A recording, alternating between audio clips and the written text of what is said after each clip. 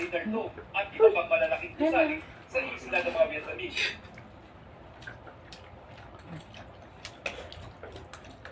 Ayon sa AFP, magiging priority din ang pagpapaganda ng mga pasilidad ng mga isla gaya ng nabisita natin kanina sa Likas at hindi lamang magko-concentrate sa Pag-asa Island kung saan kumpleto na ang runway, dinadagdagan pa at halos tapos na rin ang ginagawang watchtower at ang pagpapalawak ng sinasabing o tinatawag Yung na extension old na shelter na magagamit dilaw ng sa'yo civilian yan. at military. Sa'yo ba yan? At dahil mula rito sa Kalayaan Island, Yung isa, dalawa yan eh. Yung isa sa baba, yung isa sa akin. Bakit? Yung nandiyan sa taas at sa'yo yan. Hiniram ni Angelo eh. Kasi extension daw eh, dinala daw sa Kabukoy. Kalimutan yata yung ni Cristo. Tapos, Eh, wala itong sasaksakan yung ano. Ilaw daw doon. Ang nagsabi.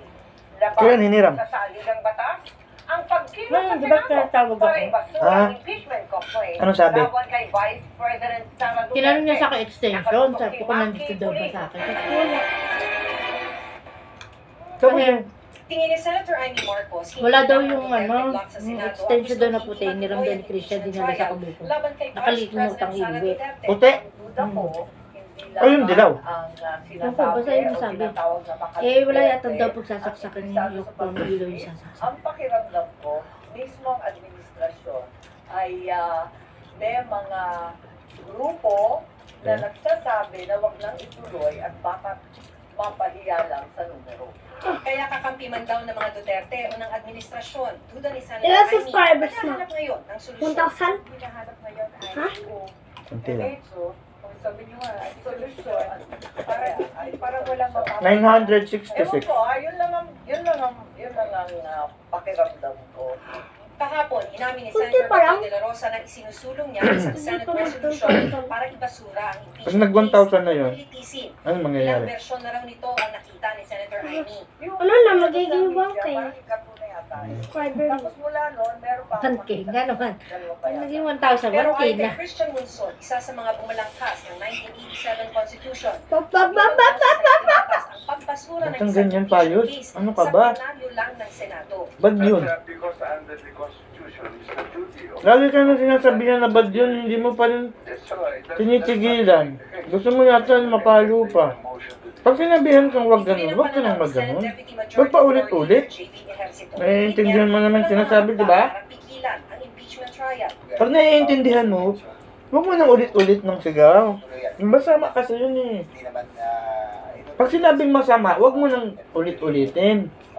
Dumagdag naman ang UP Ha? Colorado sa mga kumakalampag sa Senado na simulan na forthwith o sa lalong madaling panahon ang impeachment trial.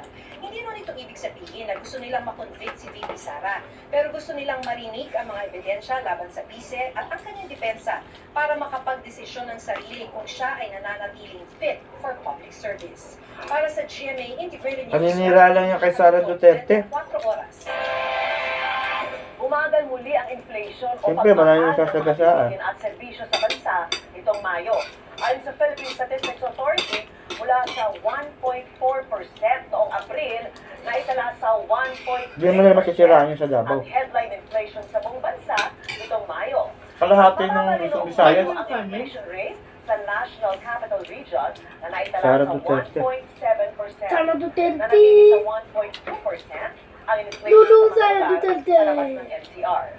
Kabilang sa mga nakikitang dahilan ng pagbagal ng kabuang inflation sa bansa, ang mas mabagal na pagtaas ng bilihin sa pabahay, tubig at kuryente at presyo ng krudo.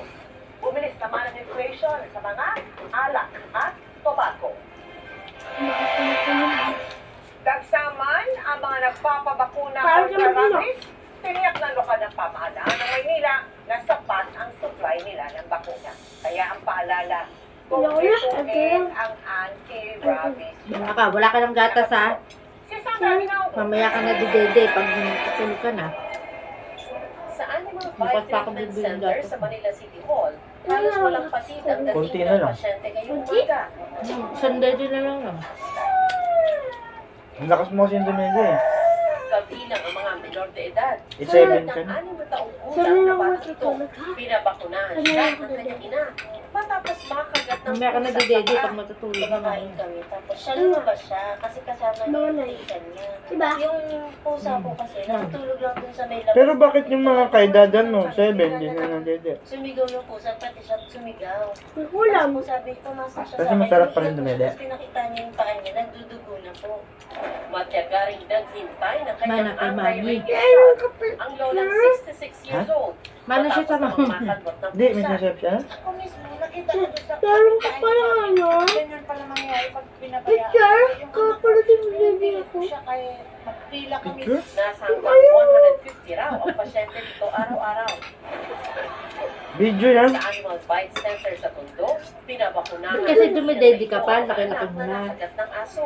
Naka-second dose na ang Nakikita ka ng mga at subscriber. pinaka-booster shot ang 10 Hala, lalo. Naka-14 ang aso. Sana kapag nalaman kagad nila na nakakita or nakalimot, magpabakuna po kagad kasi sa panahon ngayon. Totoo naman eh. Hello guys, ito po, nadede pa po siya. Malaki na, 7 na. Pinaalalahanan ng center ang mga pasyente na Dapat sabihin mo sa kanila. Pala ako! Dapat sabihin mo sa kanila, hindi na po ako dedede kasi malaki na. One pa po ako, one. Yeah. Magpabakuna. Sige po, wali po ako. Right. Yung mga immediate family, kailangan po magpa-prophylaxis na po sila Tapos yun for protection. Tapos printing to? Sapat naman daw ang supply ng vaccine ng Manila Sarado. LGU dahil inasahan na nila Bawal ang magasanit. pagdami ng pasyente noong tag-init. Idagdag pa raw na may mga kababayan tayong Ayaw mo na? ang mata sa panganib ng Ha? rabies dahil sa Busog na ilang ako. trending video na naglabasan. Dapat po magtapat sila, lalong-lalo na po kung yung Magugas ng kamay. nahilinan na nakikita or suddenly namatay po. Para mabigyan sa mag-consult na para mabigyan po siya ng problem. Ay, matagal na panahon. Negra, tsaka lawag, papasok ha? Para sa GMA Integrated News, Sandra Asiano, nakatutok 24 oras. Good evening mga kapuso. Patunay sa kasabihang when one door closes, another one opens. Sina Vince Marastel at Zyrene Manabas. Kahit na-evict kasi sa bahay ni Kuya, magkakasunod naman ang projects nila sa outside world. At si Zyrene, mapapanood pa for the first time sa isang show. Nakiksika kay Dr. Kat. I don't know what to ano about